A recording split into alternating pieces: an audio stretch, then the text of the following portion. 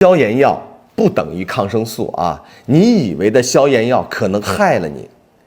你以为喉咙痛就吃点阿莫西林就是消炎？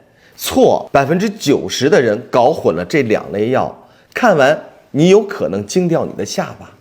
消炎药不等于抗生素。消炎药对我们来讲是灭火器，它专治什么呀？红肿热痛，比如说布洛芬。抗生素是细菌的杀手，只针对细菌的感染，比如头孢这类的药。所以在这里告诉大家一个真相：抗生素根本不能直接消炎。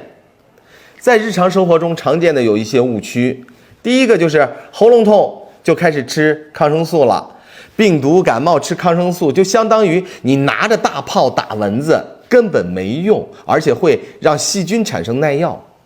第二个，一发烧就吃阿莫西林，病毒感染发烧吃抗生素，就相当于给你的免疫系统帮倒忙。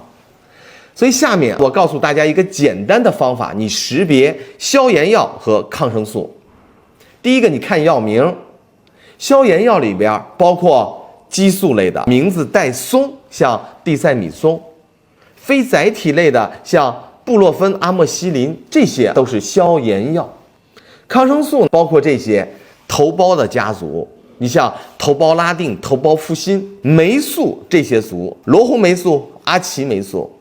沙星类的，像左氧氟沙星、莫西沙星，这些都是抗生素。